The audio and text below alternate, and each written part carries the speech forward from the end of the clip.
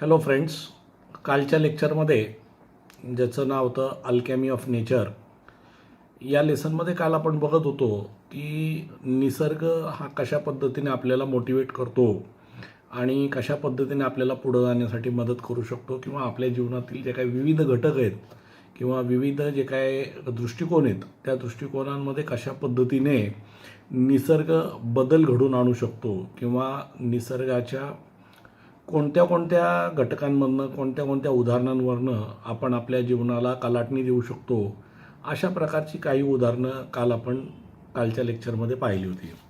उदाहरणार्थ काल आपल्याला सांगितलं होतं की समजा एखादं फूल असतं की ते फूल एका दिवसासाठी बहरतं, एका दिवसाचंच त्याचं आयुष्य असतं. ते फूल कुठं वापरलं जाणार आहे ते सुद्धा त्या फुलाला माहिती नसतं की ते एखाद्या देवाच्या मंदिरात जाणार आहे किंवा एखाद्या गजऱ्यात लागणारे किंवा एखाद्या हारमध्ये लागणारे किंवा एखाद्या मृतदेहावरती पडणारे त्याला काही माहिती नसतं. पण त्याला कुठल्याही प्रकारचं त्याची जाणीव नसतानासुद्धा तो त्याचं आयुष्य पूर्णपणे व्यवस्थित आनंदाने जगतो.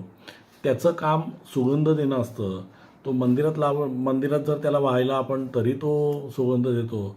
एखाद्या बाईच्या गजऱ्यात जरी लावला तरी तो सुगंध देतो. आपण एखाद्या फ्लॉवर पॉटमध्ये ठेवला तरी तो सुगंध देतो आणि एखाद्या मृतदेहावरती जरी ठेवला आपण तरी तो सुगंधच देतो. या विविध घटकांमध्ये या विविध कार्यांमध्ये सुद्धा म्हणजे त्याची एवढी सगळी विविध कार्य असूनसुद्धा तो त्याचं कार्य, तो त्याची भूमिका, तो त्याचं जे काय आयुष्य आहे तो व्यवस्थित पद्धतीने जगतो. बरं, एखादं फूल हे आयुष्यामध्ये येतं आणि आयुष्यामध्ये येऊन तो काय करतो तर आयुष्यामध्ये येऊन तो त्याचं लाईफ जगत असतो. त्याचं आयुष्य भलं एका दिवसाचा असो परंतु तो लेखक म्हणतात तो त्याचं आयुष्य एकदम अतिशय सुंदर अशा पद्धतीने तो जगत असतो. अतिशय सुंदर पद्धतीने तो त्याचा जीवनाचा निर्वाह करत असतो. त्याला कुठल्याही प्रकारची चिंता नसते. एका दिवसासाठी आला तरी तो सूर्यप्रकाशामध्ये तेवढा तेजस्वीपणे तो उभा राहतो. वाऱ्याबरोबर तो डोलतो, नाचतो आणि नंतर तो पुन्हा कोमजला जातो आणि त्या पृथ्वीमध्ये तो पुन्हा सामावला जातो. परंतु एका दिवसाचं जरी आयुष्य असलं तरी तो अतिशय आनंदाने ते आयुष्य जगत असतो. हाच सल्ला आपल्याला लेखकाने दिला आहे की आपलं आयुष्य जरी छोटं असलं किंवा मोठं असलं तरी आपण ते आयुष्य व्यवस्थित पद्धतीने जगावं जेणेकरून आपलंसुद्धा आयुष्य चांगलं होईल. दुसरं उदाहरण आपण पाहिलं की पाणी हे इतकं सॉफ्ट असूनसुद्धा आणि एकदम कडक असूनसुद्धा आपण जर आपल्या प्रयत्नांना सातत्य ठेवलं, आपण जर आपले प्रयत्न व्यवस्थित ठेवले, आपण जर आपल्या जीवनामध्ये कधी हार मानली नाही तर कितीही मोठं संकट असलं तरी आपण त्याच्यावरती मात करू शकतो. हे आपण रॉकी बीचच्या उदाहरणावरनं काल पाहिलं की पाण्याने कसं त्या एका मोठ्या खडकाला किंवा त्या खडकाच्या त्या मोठ्या टेकडीला कसा आकार बदलायला लावतो आणि कसा तिथं तो कोरीव काम करतो हे आपण कालच्या ह्याच्यामध्ये पाहिलं. तिसरं उदाहरण आपण आज पाहणार आहोत आणि तिसऱ्या उदाहरणात काय बघा. अतिशय स्फूर्तिदायक आणि अतिशय चांगले प्रेरणादायी सगळी उदाहरणं आहेत.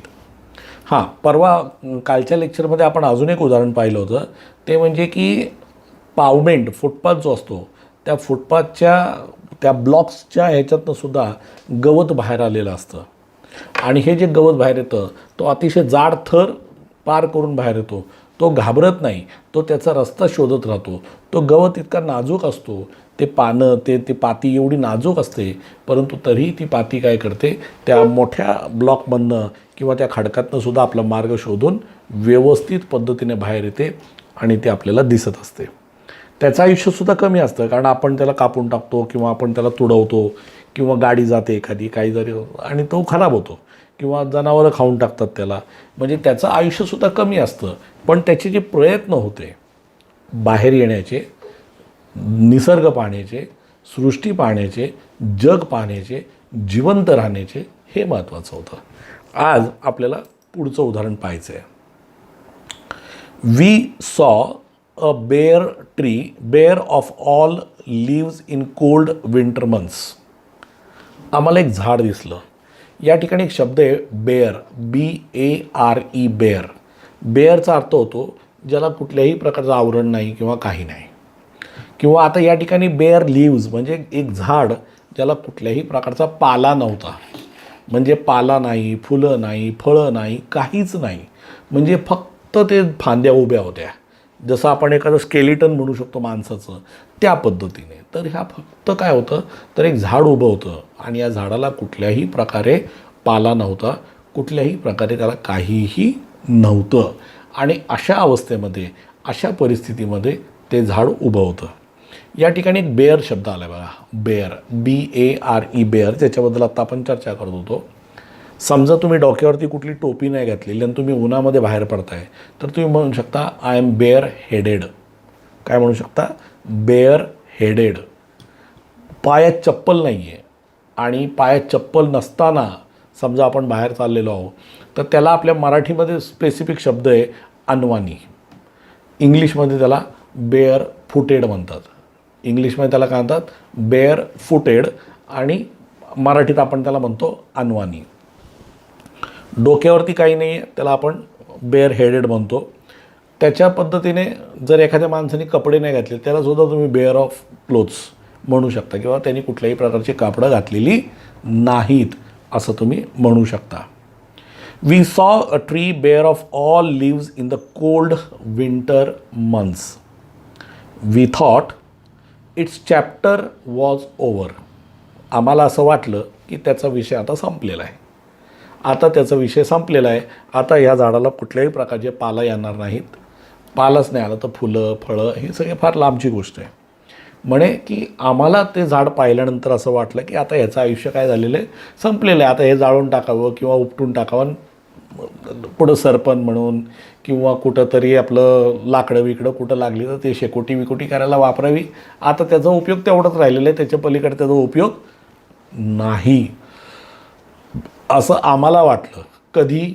ज्या वेळेला त्या झाडाची अवस्था पाहिली तेव्हा. झाडाची अवस्था पाहिल्यानंतर आम्हाला असं लक्षात आलं की याचा काहीही उपयोग नाही आणि हे झाड आता काही कामाचं येणार नाही आहे. But 3 months past. 3 महिने तसेच निघून गेले. Spring set in. आणि वसंत ऋतूचं आगमन झालं. कुठं पाऊस बिऊस झाला, वसंत ऋतूचं आगमन झालं. And the tree was back to its green majesty once again. आणि म्हणे की 3 महिने निघून गेले आणि 3 महिने निघून गेल्यानंतर पुन्हा झाडाला पालवी फुटली, पुन्हा झाडाला पानं आली, पुन्हा झाडाला फळं आली. फुल of leaves, flowers, birds and life. आता झाड आहे. झाडाला पाला असला, फुलं असली, फळं असली की ऑटोमॅटिकली पक्षीसुद्धा येणार. आणि पक्षी आलं की त्यांचं किलबिल, त्यांचं आयुष्य, हे सगळं ते व्यवस्थितपणे रुटीन सुरू झालं. म्हणजे थोडक्यात जे झाड आम्हाला असं वाटत होतं की त्याचं आयुष्य आता संपलेलं आहे, ते आता पुन्हा अस्तित्वात येऊ शकणार नाही किंवा याला पुन्हा काही येणार नाही असं जे वाटत होतं, त्या झाडाला सुंदर पालवी आता फुटलेली होती. फुलं, पानं सगळी व्यवस्थित आलेली होती आणि व्यवस्थित पद्धतीने ते आता बहरत होते. What if we too had the conviction that however difficult things are right now, it will not remain so forever. Remember, this too shall pass.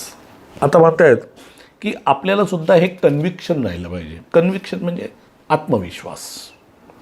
एक आपलीसुद्धा श्रद्धा पाहिजे, आपल्यालासुद्धा विश्वास पाहिजे. काय विश्वास पाहिजे आपल्याला? की परिस्थिती कितीही जरी आज कठीण असली, आज परिस्थिती किती जरी कठीण असली तर हे दिवससुद्धा जाऊ शकतात. ही वेळसुद्धा निघून जाईल. ह्याच्यातसुद्धा बदल घडून येईल आणि आपल्यालासुद्धा एक चांगलं आयुष्य जगण्याची संधी मिळेल. एक फार म्हणजे एक उदाहरण देताना मला फार वाईट वाटतं. काही वर्षांपूर्वी आपल्या वर्तमानपत्रांमध्ये एक बातमी आली होती. तर त्या बातमी थोडीशी भयानक होती.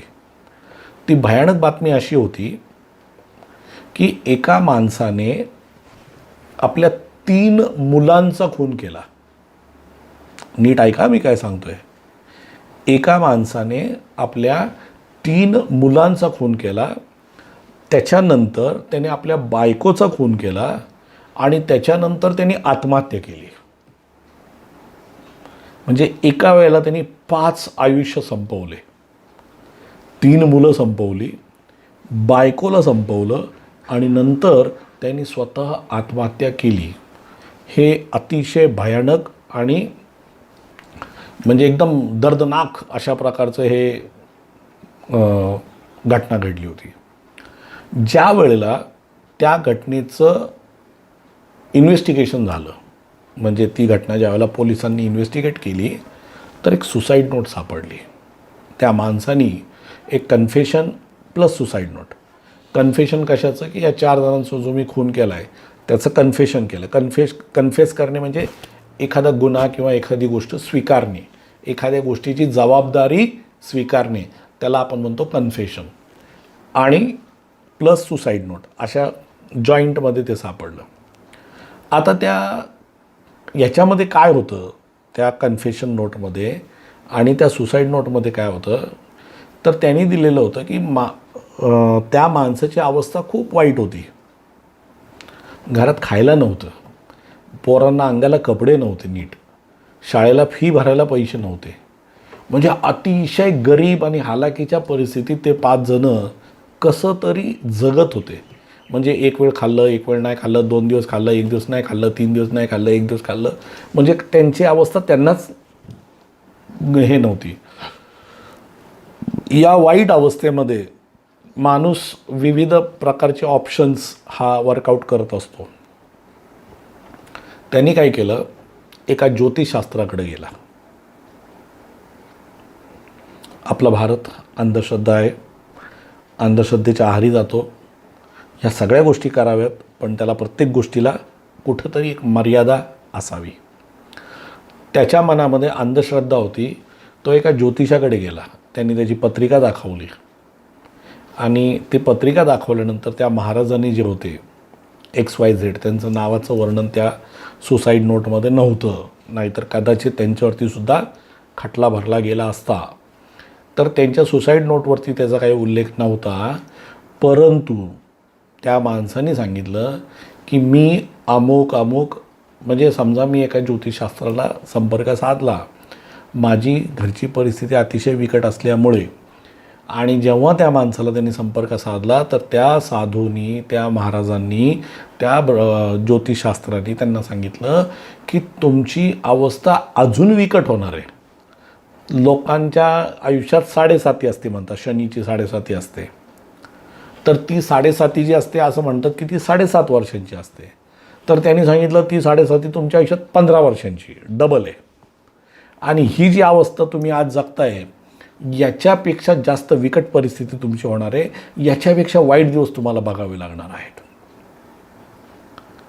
अशी माहिती ज्यावेळेस त्या माणसाला दिली गेली की अजून वाईट अवस्था होईल किंवा अजून विकट परिस्थिती होणार आहे, अजून तुला वाईट दिवसांना सामोरे जावं लागणार आहे, ह्या सगळ्या गोष्टी ज्यावेळेस त्याला कळल्या तर तो आतनं एकदम तुटला आणि त्यांनी स्वतःचं आयुष्य संपवण्याचा निर्णय घेतला. आणि फक्त स्वतःचंच नाही तर त्यांनी संपूर्ण कुटुंबाचं आयुष्य संपवलं आणि ते दिवस त्यांनी घालवले. थोडक्यात काय की त्यावेळेला त्यांना जर कोणीतरी आत्मविश्वास दिला असता की नाही, ही परिस्थिती बदलते, तुमचे चांगले दिवस येणार आहेत, तुम्ही चांगले दिवस बघू शकता, तुमच्या जीवनात सुद्धा चांगले दिवस येतील, तुम्ही सुद्धा पैसे कमवाल, मुलं शिकतील, 3 मुलं आहेत ते कमवतील, बायको आहे, 5 जणांनी कमवल्यावर आपल्या आयुष्यात काय कमी राहील, हे सगळं जर त्यांना एक आत्मविश्वास दिला असता तर कदाचित ती 5 आयुष्य जिवंत राहिली असती. पण ज्यांनी कोणी त्यांना ती माहिती दिली किंवा ज्यांनी कोणी त्यांना ते सांगितलं, ती चुकीची माहिती दिली किंवा ती चुकीची म्हणता येत नाही, पण त्यांचा जो आत्मविश्वास होता तो त्यांनी खच्ची केला आणि त्याच्यामुळे त्यांना त्रास झाला. मित्रांनो, आपल्या जीवनामध्ये आज चांगले दिवस आहेत, वाईट दिवस आहेत, माहिती नाही. पुढं दिवस काय येणार आहेत हे सुद्धा आपल्याला माहिती नाही. त्यामुळे आपलं काम फक्त एवढंच आहे की आपण आत्मविश्वास ठेवून, आपण एक वेगळा आत्मविश्वास आपल्या अंगी बाळगून आपण पुढं जाणे, आपण स्वतः प्रामाणिक राहणे, आपण स्वतः कष्ट करणे, हेच आपल्या हातात आहे आणि ते आपण करावं. आणि हे आपल्याला आत्मविश्वास देणारा आपल्या पाठीशी कोणीतरी पाहिजे. आणि हे पाठी देणारे सर्वात महत्त्वाचे आपले असतात आईवडील. ते आपल्याला नेहमी या संदर्भात मार्गदर्शन करत असतात, आपल्याला आत्मविश्वास देत असतात, आपल्याला चांगल्या गोष्टी शिकवत असतात आणि आपण त्यांचं ऐकून आणि त्यांच्या पावलांवर चालून, त्यांचं अनुकरण करून, त्यांना आदर्श मानून या सगळ्या गोष्टी पार करायच्या असतात. दिस टू शाल पास, हे दिवससुद्धा जातील. आज दुःखाचे दिवस आहेत, उद्या आनंदाचे येतील. आज आनंदाचे आहेत, उद्या जीवनात दुःख पण येऊ शकतं. जीवन हे परस्परावलंबी आहे, इंटरट्विंड आहे. कशाने इंटरट्विंड आहे? सुख दुःख. सुख आहे, दुःख आहे, दुःख आहे, सुख आहे. सुख दुःख रोज चालू राहणार आहे.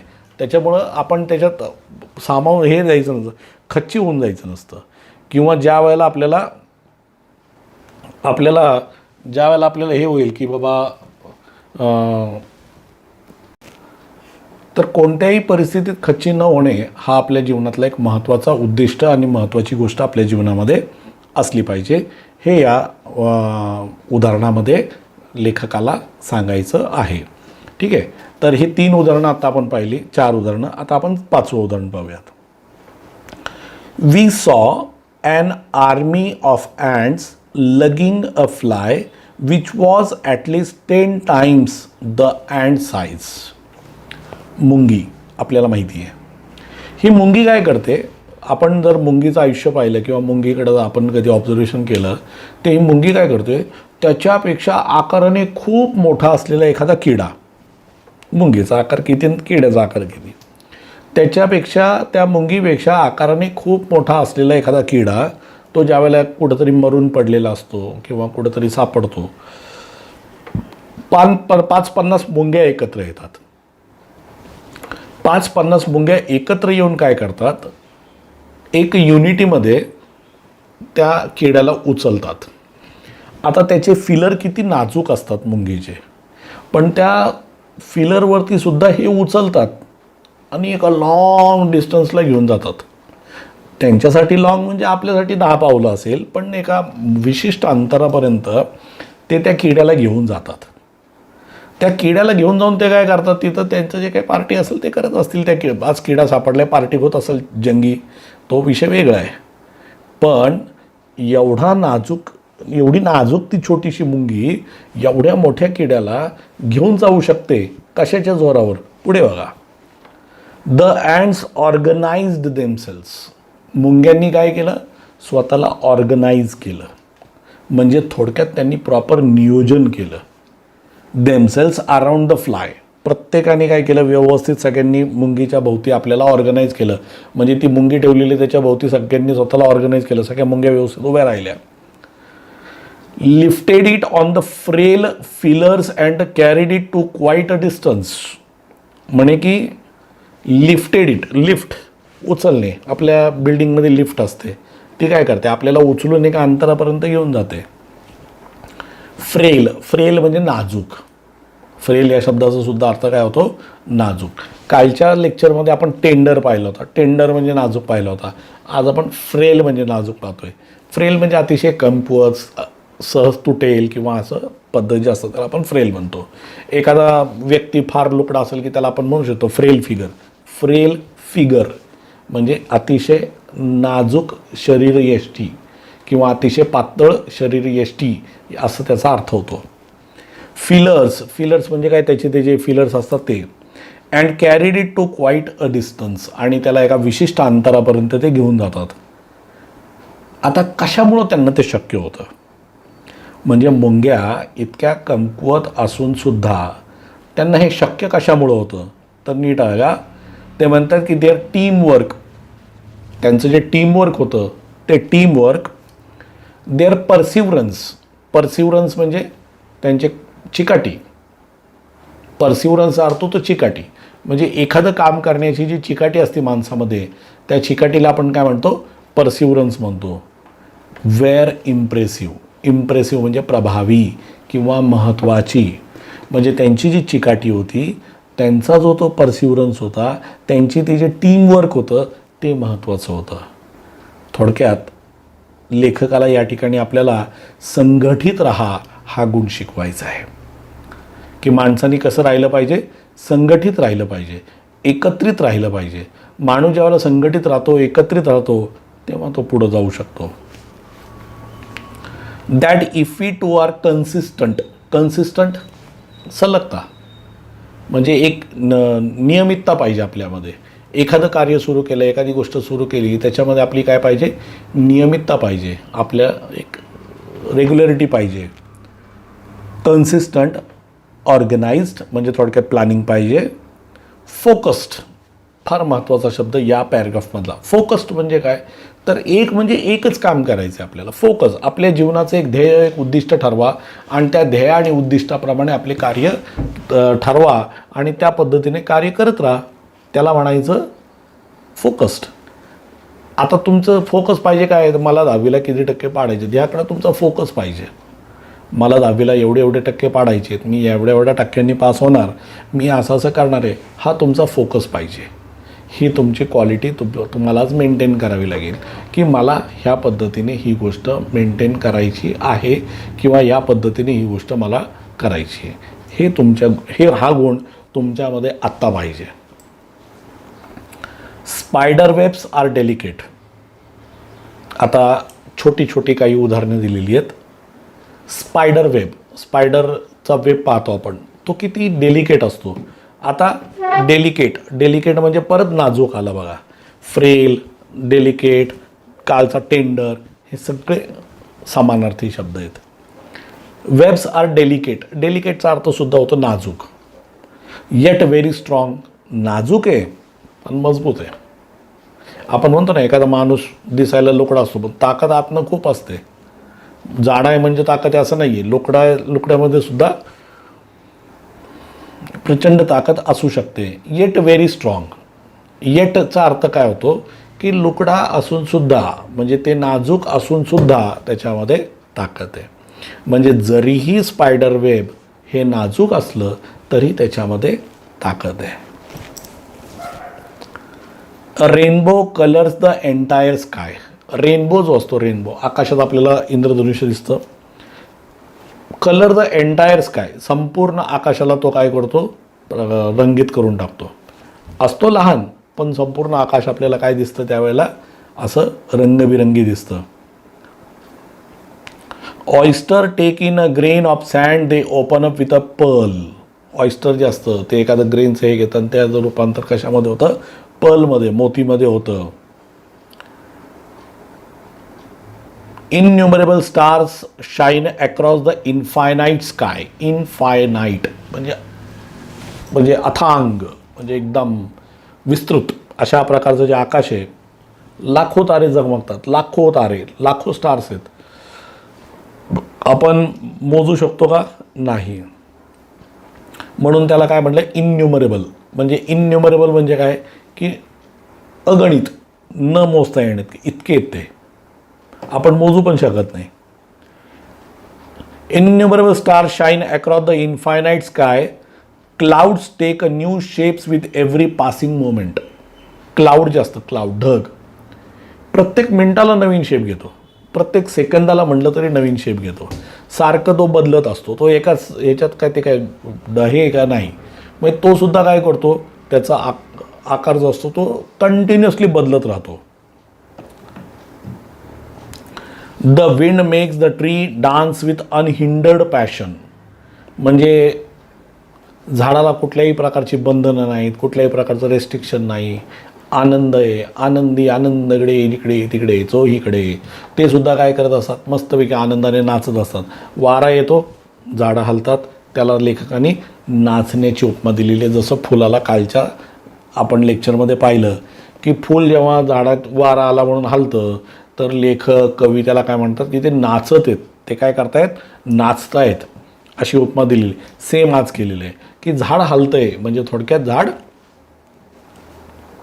नाचत आहे. पॅशन म्हणजे सुद्धा जिद्द, चिकाटी किंवा आवड, त्याला आपण पॅशन म्हणू शकतो. Water without the hint of ego changes its form according to the dictates of the sun and the wind. एक खूप सुंदर गाणं होतं जुनं, तुम्ही कधी ऐकलं आहे का नाही माहिती नाही, यूट्यूबवरती टाका, तुम्हाला सापडेल. पानी रे पानी तेरा रंग कैसा, जिसमें भी डालो लगे उस जैसा. पानी रे पानी तेरा रंग कैसा, जिसमें भी डालो लगे उस जैसा. म्हणजे तुम्ही लाल रंग टाकले की लाल दिसलं. हिरव्यात टाकलं हिरवं दिसलं, काळ्यात टाकलं काळं दिसलं, निळ्यात टाकलं निळं दिसलं. त्याचं स्वतःचं काय अस्तित्व नाही, स्वतःचा कुठला रंग नाही. गोडमध्ये टाकलं गोड झालं, खारटमध्ये टाकलं खारट झालं, लिंबू पिळलं आंबट झालं. म्हणजे त्याची टेस्ट, त्याची कलर हे काहीच नाही आहे. बरं, आकार, बाटलीत टाकलं बाटलीच्या आकाराचं, बगुल्यात टाकलं बगुल्याच्या आकाराचं, ग्लासमध्ये टाकलं ग्लासच्या आकाराचं, वाटीत टाकलं वाटीच्या आकाराचं, चमच्या टाकलं म्हणजे आकार, रंग, चव ही तो कशा पद्धतीने बदलू शकतो. तुम्ही ज्याच्यात त्याला मिक्स कराल, तुम्ही ज्याच्याबरोबर त्याला मिक्स कराल, त्याच्या पद्धतीने तो स्वतःचा रंग काय करतो, हा बदलून घेतो, चव बदलून घेतो, आकार बदलून घेतो. तो स्वतःच्या मनाने त्याचे काहीही ठरलेलं नसतं. या ठिकाणी काय म्हटले, एखादं तळं असतं, एखादं तळं, त्या तळ्यातलं जे पाणी असतं ना, हे असं असं असं फिरत असतं. पण ते कोण ठरवतं कसं फिरायचं? वारा ठरवतो. तळं नाही ठरवत, त्याच्या मनावर नाही येते. ते तळं नाही ठरवत, ते वारा ठरवतो, सूर्य ठरवतो, दिशा ठरवते, पाणी ठरवत नाही. वारा असा येतोय ते असं जाईल, वारा इथून आला ते असं जाईल. त्याला काय आहे, त्या पाण्याला तर काय मूवमेंट द्यायची फक्त. ज्या पद्धतीने वारा आला तो वारा त्याला मूव्ह करतो आणि तो त्या पद्धतीने जातोय. त्याला स्वतःचं कुठलं अस्तित्व, स्वतःची कुठली इच्छा, स्वतःची कुठलीही बंधनं त्याची नाहीत. According to the dictates of the sun and the wind, when we see a caterpillar turn in to a butterfly, जेव्हा आपण एखाद्या कॅटरपिलरला बटरफ्लायमध्ये टर्न होताना पाहतो, or a flower turn in to a fruit, किंवा एखाद्या फुलाचं रूपांतर आपण फळामध्ये होताना पाहतो, म्हणतो we experience the alchemy of nature. त्यावेळेला आपल्याला निसर्गाची पॉवर कळते. निसर्ग किती पॉवरफुल आहे, निसर्गाची काय शक्ती आहे ही आपल्याला त्यावेळेला कळते. त्याच्या आधी आपल्याला ती शक्ती, ती पॉवर कळत नाही, आपण ती समजू शकत नाही. We touch it. तुम्ही ते हे पाहिलं कधी लाजाळूचं झाड? मी पाहिलं होतं आता मध्ये, एकदा मला योग आला होता लाजाळूचं झाड पाहण्याचं. किती ते निसर्गाची कामं आली. त्या झाडाला नुसतं असं टच केलं की ते लगेच असं कोमजल्यासारखं होतं, म्हणजे लगेच स्वतःला ते बंद करतं. भयानक होतं त्या. म्हणजे खरोखर निसर्गामध्ये काहीतरी पॉवर आहे. निसर्गातल्या काही गोष्टी खरोखर जे आपण वाचतो त्या वास्तविकतेत आपल्याला अनुभवायला मिळाल्यावर खरोखरच आनंद मिळतो. We touch it. जेव्हा आपण निसर्गाच्या सानिध्यात जातो, जेव्हा आपण निसर्गाचा आनंद लुटतो, जेव्हा आपण निसर्ग पाहतो, we touch it and become gold ourselves. आणि आपण स्वतः गोल्ड होतो. म्हणजे थोडक्यात आपण स्वतः एक म्हणजे थोडक्यात आपल्याला स्वतःला त्याचा आनंद मिळतो. या ठिकाणी गोल्ड होतो म्हणजे थोडक्यात आपल्याला त्याचा आनंद मिळतो आणि आपण तो आनंद लुटतो, आपण तो आनंद स्वीकारतो, असं या ठिकाणी लेखिका ज्या रक्षा भराडी आहेत त्यांना असं म्हणायचं आहे. तर मित्रांनो, आजच्या या धड्यामध्ये आपण वेगवेगळी उदाहरणं जी पाहिली, त्या वेगवेगळ्या उदाहरणांवरून असं लक्षात आलं की एखादी वस्तू किती जरी छोटी असली तरी ते मोठं काम करू शकते. कधीही हार मानू नका. जीवनामध्ये हार न मागता पुढे चला. संकटांना मात करा. फक्त चिकाटी, संकल्प, ध्येयपूर्तीची अपेक्षा, इच्छा, त्याच्या मागे पाठपुरावा करणे, या सगळ्या गोष्टी आपल्याला गरजेच्या आहेत. आज जी परिस्थिती आहे ती नक्कीच नेहमी राहणार नाही. परिस्थितीमध्ये बदल घडतो, बदल घडणार. बदल कोण घडवणार? तर बदल आपण घडवणार. ती कुवत कोणात आहे? तर ती कुवत आपल्यात आहे. आपणच ते करू शकतो आणि आपण ते करावं. हे या ठिकाणी रक्षा भराडी यांनी वेगवेगळ्या उदाहरणांच्या साहाय्याने आपल्याला या धड्यामध्ये सांगण्याचा प्रयत्न केलेला आहे. धड्याचं शीर्षकच किती सुंदर होतं बघा ना, अल्केमी ऑफ नेचर. म्हणजे निसर्गाची शक्ती, निसर्गाचे चमत्कारसुद्धा म्हणतात काही लोक त्याला. हे निसर्गाचे चमत्कार आहेत की एक निसर्गसुद्धा आपल्याला इतक्या गोष्टी, इतक्या वेगवेगळ्या प्रभावी माध्यमांनी, इतक्या प्रभावी उदाहरणांवरनं आपल्याला समजून सांगू शकतात. हे निसर्गच आहे. ही खरोखर त्याची एक विलक्षण अशी त्याची शक्ती आहे जे ते आपल्याला सांगू शकतात. ठीक आहे मित्रांनो, या धड्याचं इथं एंड झालेलं आहे. पण आपल्याला आज थोड्याशा ॲक्टिव्हिटीजसुद्धा डिस्कस करायच्या आहेत. तर त्या कशा आहेत ते बघा. पान नंबर 120वरती जे आपण बघत होतो तर त्याच्यामध्ये या ठिकाणी एक वेबचार्ट दिलेला आहे. वेबचार्ट यापूर्वी मी तुम्हाला या वर्षातसुद्धा दोनदा दिलेले आहेत. म्हणजे एक फेल्युअर ऑफ अ स्टुडंट आणि दुसरं मला वाटतं reasons of failure of a student आणि दुसरं अजूनही कुठलं तरी दिलं होतं, मला आता आठवत नाही आहे, पण मला वाटतं बुक्सबद्दल दिलं होतं आपण. तर ती दोन जे काही आपण उदाहरणं घेतलेली आहेत, एन्व्हायरमेंटचं घेतलं तर लक्षात नाही मला. तर ते जे आहे त्याबरोबरीने आता या ठिकाणी तुम्हाला वेबचार्ट बनवायचं आहे. म्हणजे हा जो धडा आहे या धड्याच्या मदतीने तुम्हाला आता काय करायचं आहे, हिबिस्कस प्लांट जे आहे त्याची जी क्वालिटीज होत्या किंवा त्याच्याबद्दल जे या धड्यामध्ये दिलेले आहे त्या आधारावरती तुम्हाला हा चार्ट बनवायचा आहे. काय म्हटलं बघा, go through the text again and complete the web that highlights the various features of flower of hibiscus plant. One is done for you. म्हणजे थोडक्यात तो कशा पद्धतीने त्याचं लाईफस्टाईल आहे, तो काय काय करतो. जसं इथं दिलं आहे फ्लावर ब्लूम्स एव्हरी फोर्टनाईट. प्रत्येक पंधरवड्याला काय होतं तर एक फूल येतं. मग काय होतं, it smiles with the sun, it dances with the wind, it withers.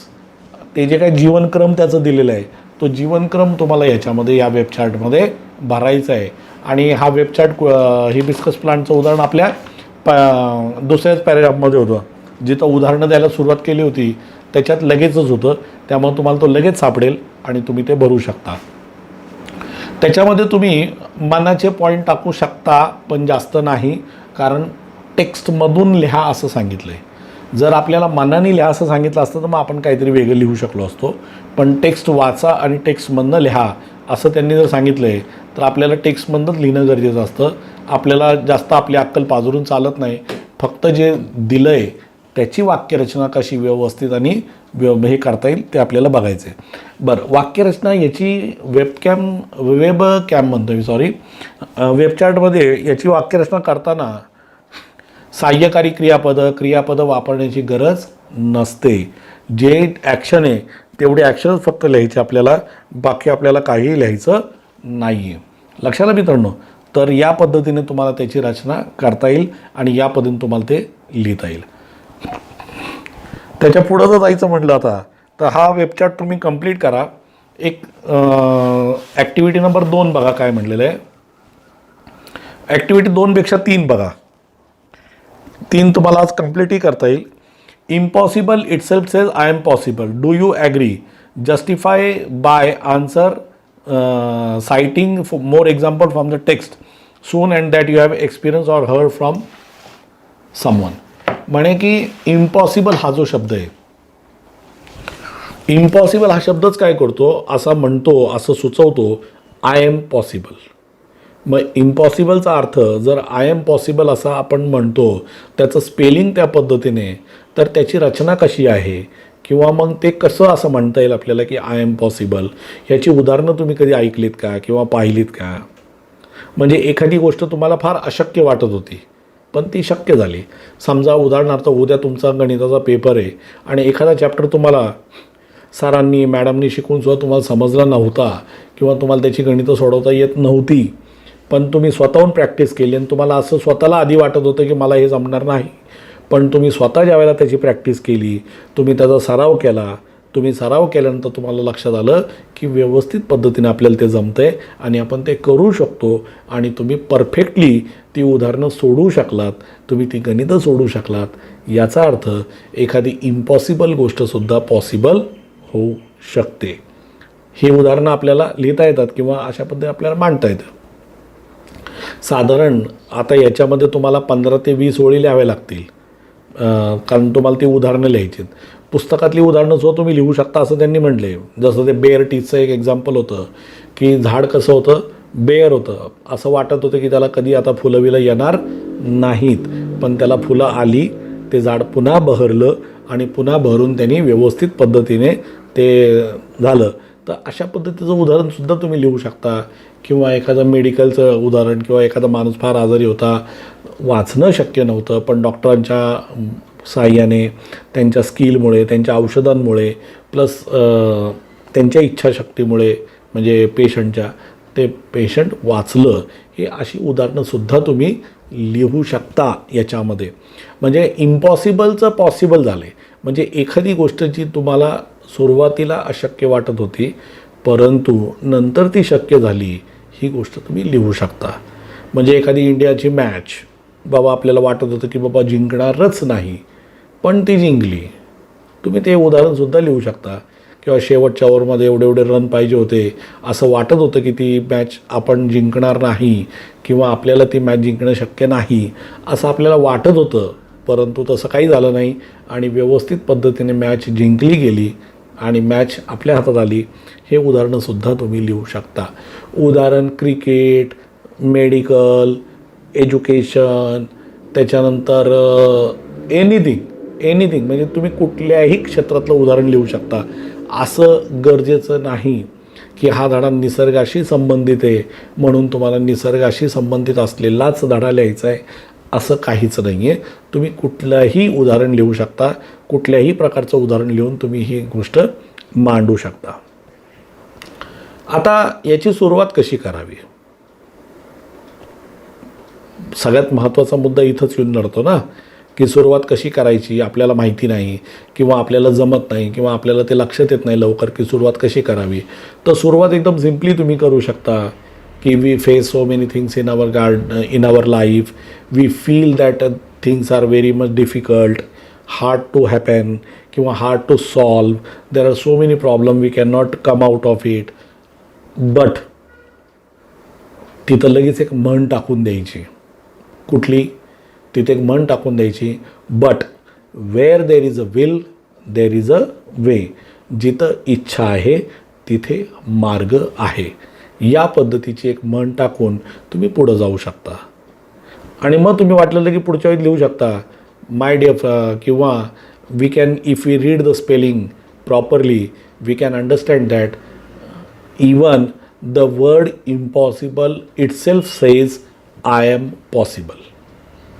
मग स्वतः तो सुद्धा म्हणतो की मी पॉसिबल आहे, मला शक्य आहे किंवा या गोष्टी अवघड नाहीत, हे आपण बघू शकतो. तर याच्यामध्ये ही अशा प्रकारची उदाहरणं तुम्ही लिहू शकता आणि या उदाहरणांच्या बेसवरती तुम्ही हे सोडवू शकता. म्हणजे अवघड नाही आहे. आणि एंड कसा करायचा हे पण एकदा सांगून ठेवतो. एंड कसा करायचा, समजा तुम्ही एखादं उदाहरण टाकलेलं आहे, जसं मी आता तुम्हाला एक उदाहरण दिलं क्रिकेटचं. तर क्रिकेटचं उदाहरण समजा तुम्ही लिहिलं आहे की एखादी मॅच आपण जी हारणार होतो ती आपण जिंकलो, तर तिथं लिहू शकता तुम्ही the determination of the players, the love for the nation, his hard work, his perseverance proved his quality and his experience proved him and he was able to score good runs and the match was in our hand किंवा the victory was ours. या ठिकाणी victory, runs, त्याच्यानंतर परसिवरन्स, consistency, hard work, practice हे शब्द महत्त्वाचे आहेत. हे तुम्ही वापरू शकता. हेच आता तुम्ही वेगळं कुठलं उदाहरण घेतलं तर शब्द थोडेसे बदलतील, पण उदाहरणात मात्र हीच राहतील. याच पद्धतीचे उदाहरणं तुम्ही घेऊन ते लिहू शकता. तर काय म्हणले, impossible itself says I am possible, do you agree? तुम्ही ॲग्री करता का? मग लिहितानाच लिहायचं yes I agree that the word impossible itself says I am possible. हे लिहिणं गरजेचं आहे बरं का, कारण त्यांनी प्रश्न विचारला आहे. म्हणजे त्याचं उत्तर त्यांना मिळालं पाहिजे. Justify your answer by citing. Cite CITE असा तो शब्द आहे. साईट करणे म्हणजे थोडक्यात वर्णन करणे किंवा सांगणे. Citing some example from the text. पुस्तकातनं काही उदाहरणं तुम्ही तिथं मांडू शकता. And some that you have experienced or heard from someone. तुम्ही कोणाकडनं तरी ऐकलेत किंवा तुम्ही कुठून तरी अनुभवलेत, अशा प्रकारची उदाहरणं तुम्ही त्या ठिकाणी मांडू शकता, असं स्वतः ॲक्टिव्हिटीमध्ये सांगितलेलं आहे. तर ती ॲक्टिव्हिटी तुम्ही अशा पद्धतीने इझिली सोडू शकता. ही महत्त्वाची ॲक्टिव्हिटी आहे. एक्झाममध्ये अशा प्रकारची ॲक्टिव्हिटी येऊ शकते. त्याचं कारण म्हणजे पुस्तकातली ॲक्टिव्हिटी आहे. आणि परीक्षेमध्ये 10वीच्या बोर्डामध्ये पुस्तकातल्या ॲक्टिव्हिटी बऱ्याच वेळा विचारल्या जातात. विचारण्याची सिस्टीम आहे, त्यामुळे त्याच्याकडं कुठल्याही प्रकारे दुर्लक्ष करायचं नाही आहे. आपण ज्या ज्या धड्याच्या ॲक्टिव्हिटीज घेतल्या नाही त्या सगळ्या आपण घेणार आहेत, त्या सगळ्या आपण पूर्ण करणार आहे. ठीक आहे फ्रेंड्स, लक्षात आली ही ॲक्टिव्हिटी सगळ्यांना, की या ॲक्टिव्हिटीमध्ये तुम्हाला काय करायचं आहे. पुढची ॲक्टिव्हिटी बघा. Find synonym from the text for the following words phrases. आता म्हणतात की पुढचे जे काही वर्ड्स आहेत, पुढचे जे काही फ्रेजेस आहेत, ह्यासाठी तुम्हाला समानार्थी शब्द शोधायचा आहे. तुम्हाला माहिती आहे एक शब्दसमूहांसाठी शब्द सुचवा असा एक प्रश्न असतो. शब्दसमूहाला शब्द सुचवा. तर या ठिकाणी ABCDE असे 5 वर्ड दिलेले आहेत. या 5 वर्ड्सला तुम्हाला किंवा या 5 गोष्टींना तुम्हाला वेगवेगळ्या प्रकारचे शब्द हे तुम्हाला सुचवायचे आहेत. Strong feeling of fear or respect, म्हणजे हे जो शब्द होता ना, म्हणजे मी तुम्हाला काल म्हटलं होतं बघा की शब्दामध्ये सरप्राईज आहे, शॉक आहे, भीती आहे, बरेच शब्दांचं सामांगी मिश्रण आहे, तो तिथं परफेक्ट बसतो. टू डायरेक्ट ॲथॉरिटेटिव्हली, म्हणजे डायरेक्टली एखाद्याला संबोधित करणे, म्हणजे असं मध्ये कुठलंही नाही करणे. टू पीर थ्रू, डोकावणे, तो शब्द पिन होता ना तो शब्द. लार्ज अँड इम्प्रेसिव्हली ब्युटिफुल, अतिशय सुंदर आणि मोठं. Easily broken or damage, frail feelers, आपण फ्रेलचा शब्द आहे तो त्या ठिकाणी बसतो. डेलिकेट पण बसतो, डेलिकेटसुद्धा, फ्रेलसुद्धा. हे सगळे शब्द तुम्ही प्रॉपरली याच्यातनं घेऊ शकता. म्हणजे जे आपलं हे काय म्हणतात ग्लोसरी आहे त्याच्यातसुद्धा तुम्हाला हे सापडतील. आणि ग्लोसरीत जरी नाही सापडले तर तुम्हाला व्यवस्थित पद्धतीने धडा जर तुम्ही एकदा व्यवस्थित वाचला तर तुम्हाला हे शब्दांचे अर्थ प्रॉपरली सापडतील. ह्या सगळ्या ॲक्टिव्हिटीज आत्ता सांगितल्या, 3 ॲक्टिव्हिटी सांगितल्या. या तिन्ही ॲक्टिव्हिटी आपल्या वहीमध्ये सोडवा आणि आपल्या नेहमीच्या सवयीप्रमाणे त्याला प्रॉपरली पुस्तकातसुद्धा पान नंबर द्या आणि वहीमध्ये सुद्धा पान नंबर द्या, जेणेकरून पुढच्या वेळेला आपल्याला ते शोधायला सोपं जाईल. ठीक आहे मित्रांनो, या पुढच्या ज्या ॲक्टिव्हिटीज आहेत या धड्याच्या किंवा बाकीच्या त्या आपण पुढच्या लेक्चरमध्ये आपण सोडूयात. आज आपण इथेच थांबूयात. थँक्यू.